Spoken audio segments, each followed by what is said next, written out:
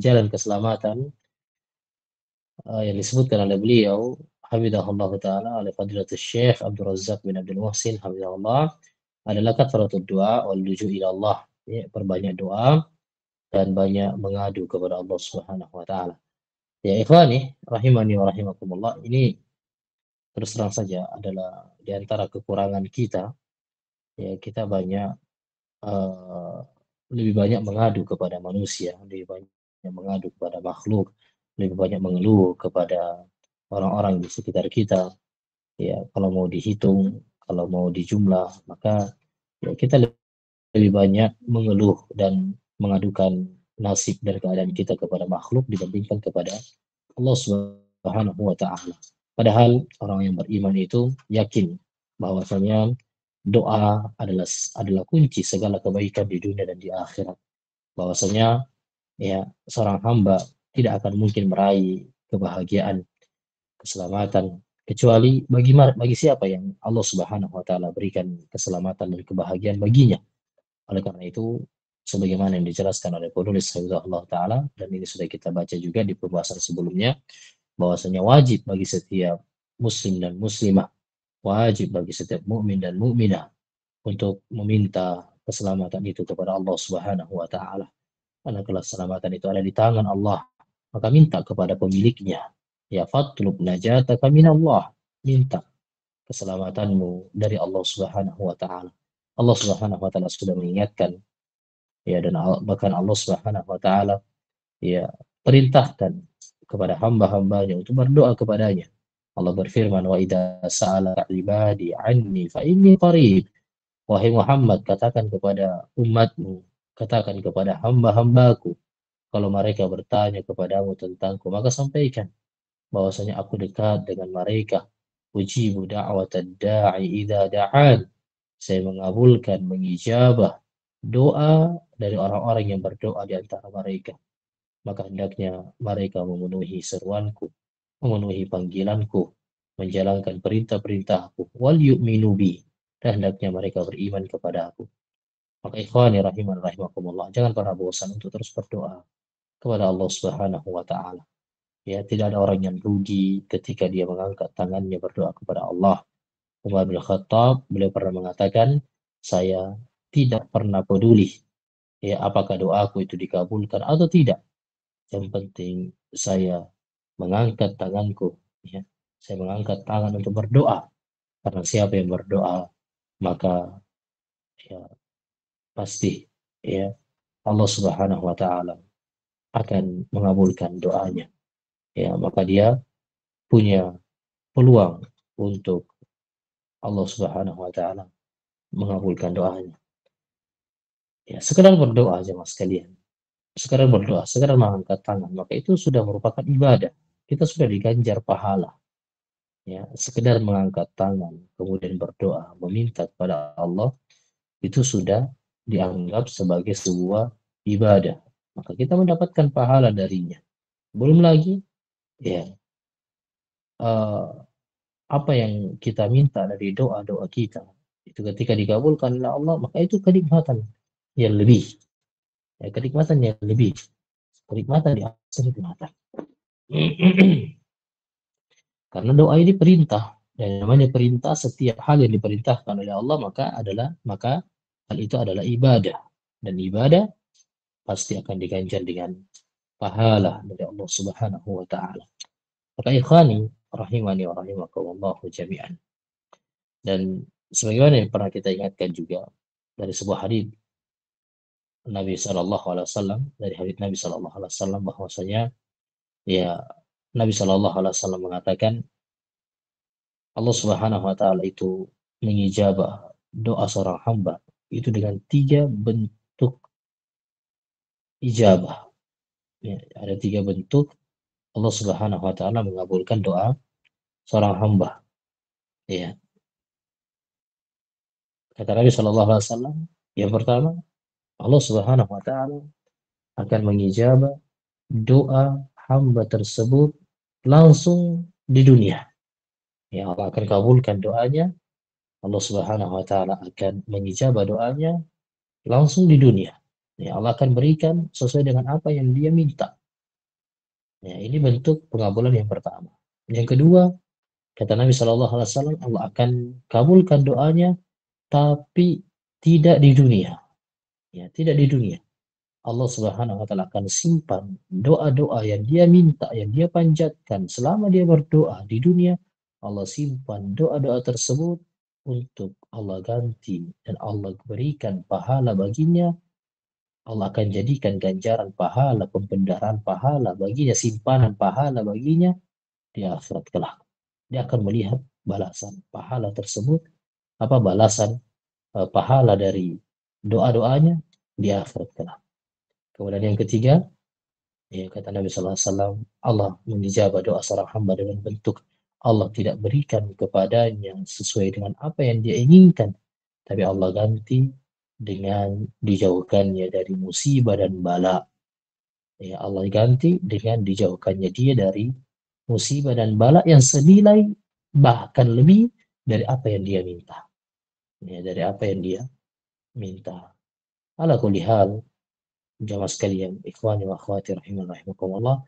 Ya, sekali lagi, ciri orang-orang yang beriman, ciri orang-orang yang jujur keimanannya kepada Allah adalah mereka senantiasa memohon, meminta kepada Allah Subhanahu wa taala di setiap masalah demi masalah, di setiap ujian demi ujian yang dia hadapi dalam kehidupannya. Dan kemudian kita lanjutkan kata penulis, Hamidahullah taala, wa dhamud du'a 'ala al-itlaq ad-du'a alladhi fi Fatihatil Kitab. Ya, doa yang paling agung secara mutlak adalah doa yang berada di dalam surah Al-Fatihah. Doa apa itu? Yaitu doa ihdinas siratal mustaqim ila nihayatis surah, sampai akhir surah. Jadi doa yang paling agung, doa yang paling mulia secara mutlak adalah doa yang Allah sisipkan di dalam surah Al-Fatihah. Dan doa ini adalah doa yang selalu kita baca di setiap rakaat salat kita. Di setiap rakaat salat kita, kita membaca doa ini. Itu doa ihdinas siratal mustaqim. Sampai ke akhir surah, ya siratal ladzina an'amta alaihim ghairil maghdubi alaihim waladdallin. Kenapa doa ini merupakan doa yang paling agung, doa yang paling mulia secara mutlak?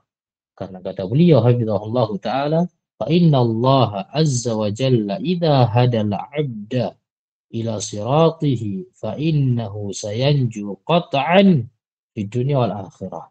Karena kata beliau, ketika Allah Subhanahu wa taala telah memberikan hidayah kepada seorang hamba untuk berada di atas jalan yang lurus, maka sungguh dia telah meraih kesuksesan dan keselamatan secara pasti di dunia dan di akhirat. Allahu akbar. Ikhwani wa akhwati rahimakumullah. Kita semua butuh hidayah. Hidayah ini adalah perkara yang paling mahal di dalam kehidupan dunia, di dalam kehidupan seorang hamba di dunia ini. Kalau bukan karena hidayah dari Allah, maka kita tidak akan seperti ini. Kita tidak akan hidup sebagai seorang muslim. Kita tidak akan hidup sebagai orang-orang yang beriman. Bahkan kita tidak akan hidup sebagai seorang ahlus sunnah wal jamaah yang berjalan di atas jalan Nabi Shallallahu Alaihi Wasallam dan sahabatnya serta jalan para salafus saleh terdahulu.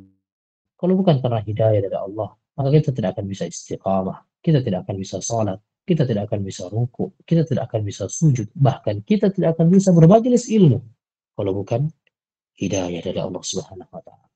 Maka para ulama menjelaskan, ihdinas siratal mustaqim, ya Allah tunjukilah kami jalan yang lurus, ya.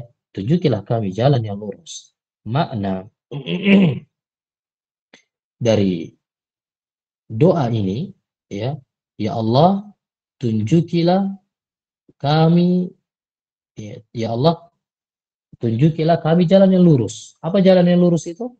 Yaitu Islam, Sunnah, Al-Quran. Ya, ya Allah tunjukilah kami jalan yang lurus. Jika kami belum berada di atas jalan yang lurus, maka tunjukilah kami Allah agar kami bisa berada di atas jalan tersebut. Kemudian jika kami sudah berada di atas jalan yang lurus, maka istiqomahkanlah kami di atas jalan tersebut. Dan jika kami sudah istiqamah, maka bukakanlah kepada kami pintu-pintu kebaikan yang lainnya. Itu makna dari doa ini. Makna dari doa ihdinas siratal mustaqim. Ini adalah doa terbaik secara mutlak. Ya, doa terbaik secara mutlak. Namun, ya sayangnya jamaah sekalian, yang seorang rahmat dan dimuliakan oleh Allah Subhanahu wa taala, sangat disayangkan seringkali kebanyakan dari kita itu ketika membaca doa ini tidak berdoa secara bersungguh-sungguh. Ya, ini hanya sekedar ucapan yang lewat dan mengalir dari lisan-lisan kita. Tapi kita tidak paham dan kita tidak mengerti bahwasanya kita sementara berdoa, kita sementara meminta kepada Allah Subhanahu wa taala. Minta agar Allah berikan senantiasa kita hidayah untuk terus berada di atas Islam, terus berada di atas sunnah, berada di atas Al-Quran, berada di atas sunnah-sunnah Nabi Sallallahu Alaihi Wasallam. Kalau kita sudah berada di atas jalan itu, maka dengan doa ini kita memohon kepada Allah agar Allah istiqomahkan kita. Allah kokohkan kita sampai kita meninggal dunia, sampai kita berjumpa dengannya. Ya, karena betapa banyak orang yang berada di atas Islam, berada di atas Al-Quran dan Sunnah, namun mereka tidak mampu untuk istiqamah. Karena Allah palingkan hatinya, ya Allah gelincirkan dia dari jalan yang dahulunya dia berada di atas jalan yang lurus. Maka dengan membaca doa ihdinas siratal mustaqim, kita minta kepada Allah agar Allah istiqamahkan kita. Kemudian ketika Allah telah mengistiqamahkan kita, maka dengan doa ihdinas siratal mustaqim, kita minta kepada Allah agar Allah membukakan untuk kita pintu-pintu kebaikan yang lainnya. Pintu-pintu kebaikan yang lainnya. Maka ikhwani rahimani rahimakumullah. Asy-Syaikh Habibullah Ta'ala beliau mengatakan, wali ahammiyati hadha du'a lil abdi. Ya, karena betapa pentingnya doa ini bagi seorang hamba. Wa 'idhami hajatihi ilaihi, dan begitu besarnya kebutuhan dan hajat seorang hamba terhadap doa ini. Iftaradallahu qawlahu fil yawmi wal layla sab'a asyarata marrah. Perhatikan baik-baik. Kata penulis, karena betapa pentingnya dan betapa besarnya kebutuhan seorang hamba terhadap doa ini, Allah wajibkan untuk membaca doa ini siang dan malam. Sehari semalam minimal berapa kali? Sab'a asyara marrah. 17 kali. Ya, 17 kali minimal. Kita baca doa ini 17 kali siang dan malam. Karena betapa pentingnya doa ini. Betapa butuhnya kita terhadap doa ini. Allah wajibkan. Bukankah? Nabi Shallallahu Alaihi Wasallam mengatakan, La salata liman lam yaqra bifatihatil kitab. Tidak ada salat bagi mereka yang tidak membaca surah Al-Fatihah. Berapa kali kita baca surah Al-Fatihah? Ya, minimal 17 kali dalam sholat wajib. Dalam sholat subuh, berapa kali? 2 kali. Sholat duhur, 4 kali. 2 tambah 4. Sudah berapa? 6. Asar, 4. 6 tambah 4 berapa? 10. Maghrib, 3. 10 tambah 3 berapa? 13. Kemudian Isya 4 rakaat, 4 kali. 13 tambah 4 berapa? 17 kali. Maka kata beliau, Allah wajibkan kita untuk membaca doa ini minimal 17 kali sehari semalam. Bi'adadi raka'atis shalawatil maktubah, sejumlah bilangan rakaat salat wajib 5 kali sehari semalam.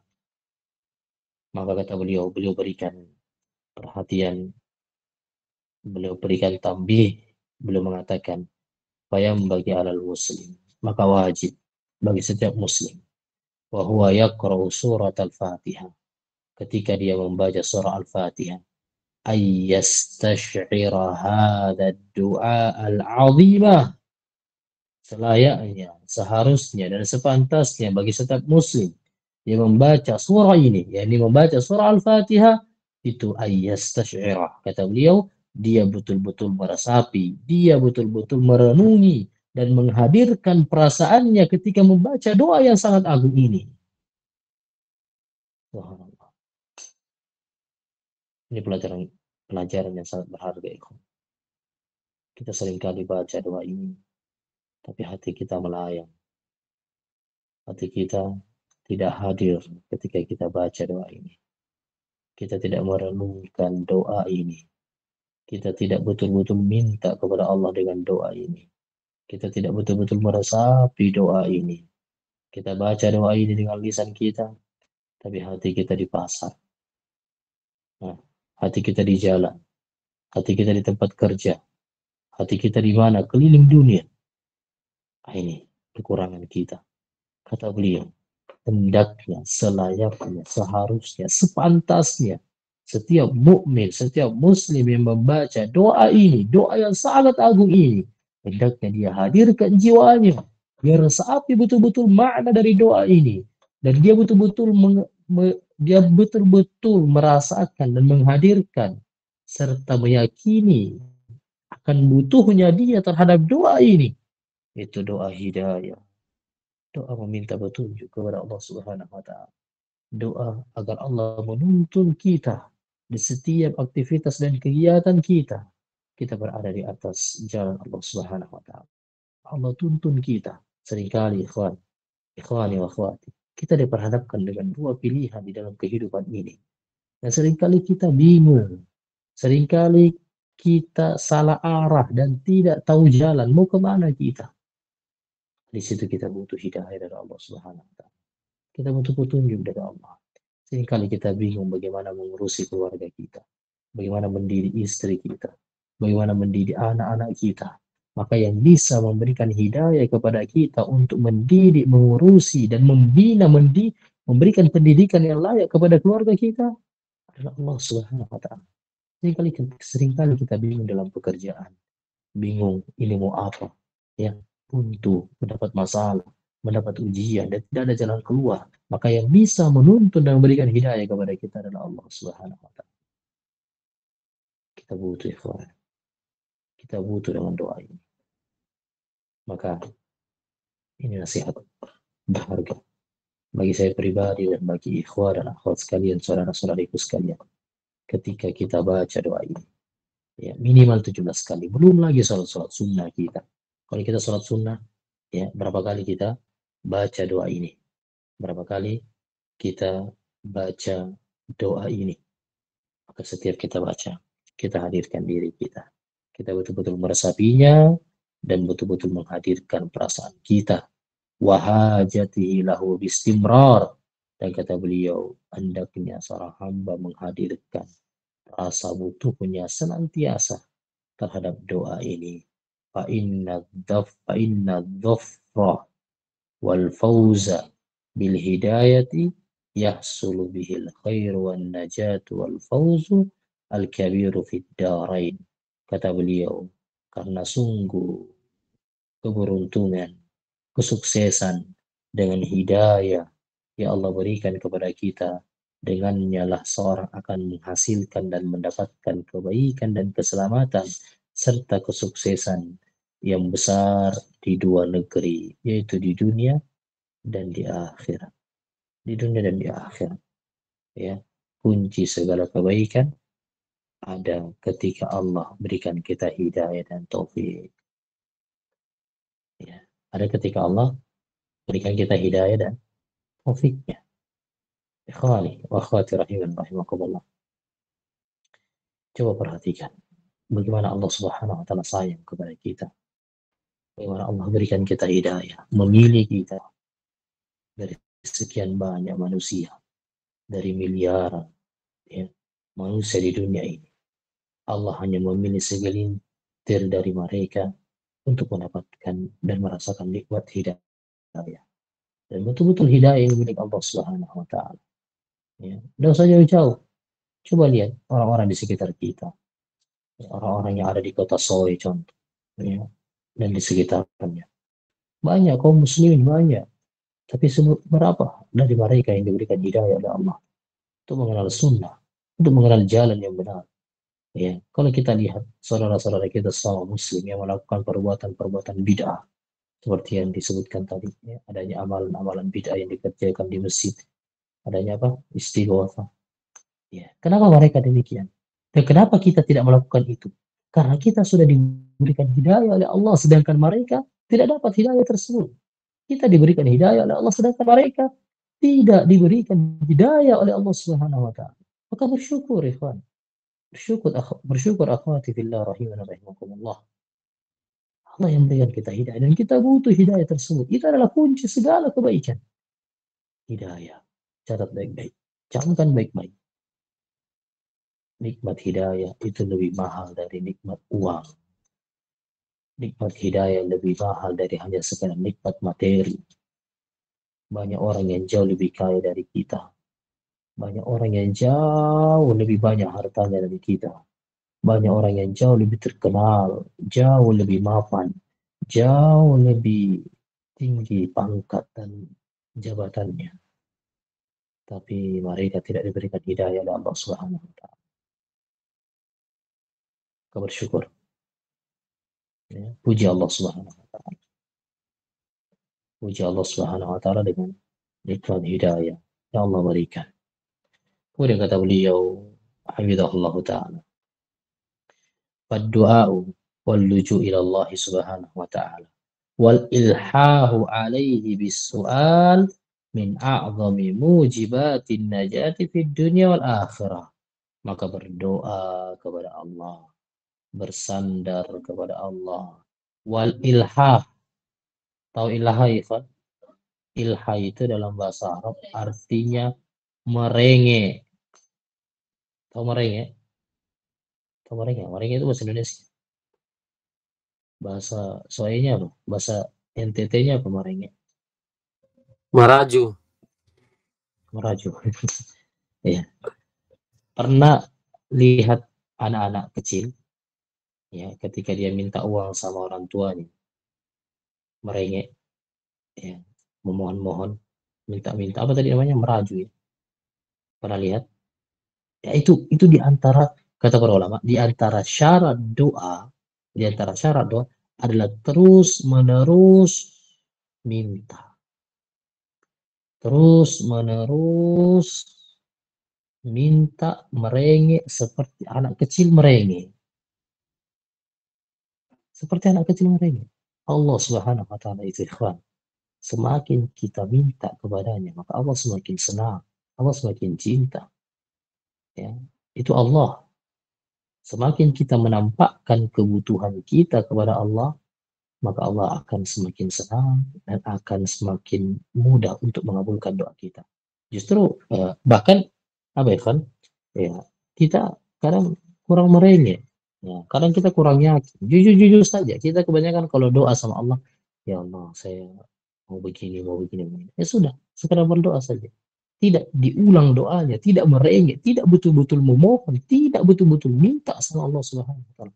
Padahal doa itu harus terus kita ulangi, terus ulangi, jangan pernah bosan. Minta sama Allah Subhanahu wa taala. Merengek kepada Allah. Kata beliau, ya doa bersandar dan merengek kepada Allah Subhanahu wa taala ketika meminta itu di antara sebab terbesar keselamatan seorang hamba di dunia dan di akhirat. Dan oleh karena ini kata beliau, walihada kana al-anbiya'u alaihi wassalam yad'una Allah bin najati. Oleh karena ini kata beliau, para nabi alaihi wassalam dahulu itu terus menerus berdoa kepada Allah keselamatan. Terus menerus mereka berdoa sampai Allah mengabulkan dan memperkenankan doa-doa mereka dan Allah menyelamatkan mereka dari bencana yang Allah turunkan kepada umat-umat mereka. Siapa yang lebih mulia, kita atau para nabi? Tentu para nabi adalah orang yang paling mulia. Tapi lihat, para nabi itu adalah orang yang paling sering minta sama Allah, paling sering merengek sama Allah, paling sering berdoa kepada Allah. Mereka itu terus berdoa kepada Allah agar Allah berikan keselamatan kepada mereka. Agar Allah menyelamatkan mereka. Lihat, kata beliau. doa Nabiyillahi Nuh alaihissalam. Lihat doanya Nabi Nuh alaihissalam. Nabi Nuh itu berdoa kepada Allah Subhanahu wa taala.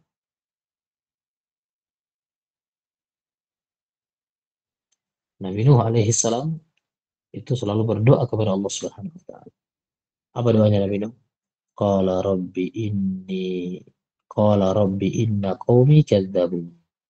Faftah baini wa bainahum fathan wa najjini wa man ma'iya minal mu'minin.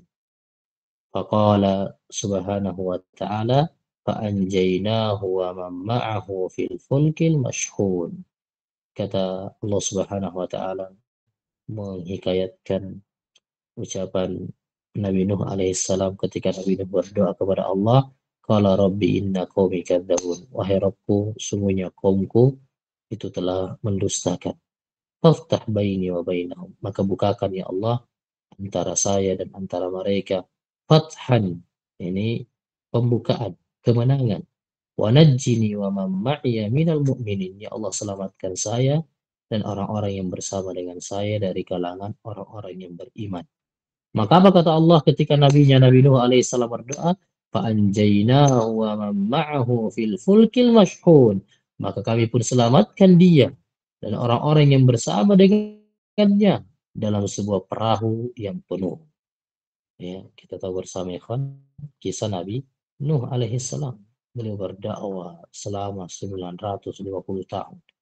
Ya, namun hanya segelintir, hanya sedikit dari umatnya yang mengikuti petunjuk beliau, mengikuti agama beliau. Akhirnya beliau pun putus asa dan beliau pun berdoa kepada Allah. Ya Allah, bukakanlah antara kami dan mereka itu kemenangan. Akhirnya apa? Ya, kita tahu bersama kisahnya, Nabi Nuh diperintahkan untuk membangun sebuah bahtera, ya, sebuah perahu yang sangat besar. Dan diperintahkan kepada beliau untuk menaikkan ke atas perahu tersebut semua dari orang-orang yang mengikuti beliau alaihi salam. Ya. Maka Allah selamatkan Nabi Nuh. Ya Allah, binasakan semua orang-orang yang tidak naik ke atas bahteranya Nabi Nuh. Terjadilah ya banjir bandang yang begitu besar yang tidak pernah terjadi banjir sebesar banjir tersebut yang terjadi di zamannya Nabi Nuh alaihi salam. Ya. Ikhwan, rahimanallah. Kemudian yang kedua kata beliau doa Nabi Illahi Lut. Yang kedua adalah doanya Nabi siapa? Nabi Lut alaihi salam. Nabi Lut itu berdoa kepada Allah, Rabbi najjini wa ahli mimma ya'malun. Ya Allah, selamatkanlah saya dan keluargaku dari apa yang mereka kerjakan. Apa yang dikerjakan oleh umat Nabi Lut? Kita tahu bersama, ya, perbuatan yang sangat menjijikkan, perbuatan Sodom, ya, penyakit yang menular di zamannya Nabi Lut, di umatnya Nabi Lut, yaitu penyakit ya, LGBT, yang di zaman ini kembali dimarakkan, kembali di ya besar-besarkan oleh orang-orang kufar, disebarluaskan. Nasallallahu alaihi. Ketika Nabi Lut berdoa kepada Allah Subhanahu wa taala, ya Allah, selamatkan saya dan keluarga saya dari apa yang mereka kerjakan. Maka apa yang Allah Subhanahu wa taala lakukan setelah itu? Faqala Allah Subhanahu wa taala, Allah Subhanahu wa taala berfirman, "Fanajjaynahu wa ahlahu ajma'in." Kami selamatkan dia. Kami pun selamatkan Lut bersama dengan keluarganya seluruhnya. Disebutkan dalam ayat yang lain kecuali istrinya, ya, kecuali istrinya Nabi Lut itu dia menolak untuk beriman dengan Nabi Lut dan mengikuti Nabi Lut. Justru dia ikut dalam ya, perbuatan menjijikkan yang dilakukan oleh umatnya Nabi Lut alaihissalam. Ya, itu kisah Nabi Lut, bagaimana Nabi Lut akhirnya berdoa kepada Allah dan Allah Subhanahu wa taala binasakan kaumnya. Ya, dan disebutkan dalam ayat yang lainnya bagaimana Allah menyiksa kaumnya Nabi Lut, faja'alna 'aliyaha safilaha, dijadikan bawah menjadi atas. Ini dibalik negerinya kaumnya Nabi Lut itu dibalik, yang dibawa dijadikan di atas, dibanting ya, dibalik negerinya, kemudian dilempar dengan bebatuan dari langit, bebatuan dari neraka dihancurkan dan dihujamkan kepada mereka. Nasallallahu alaihi wasallam. Ikhwani rahimani wa rahimakumullah jami'an.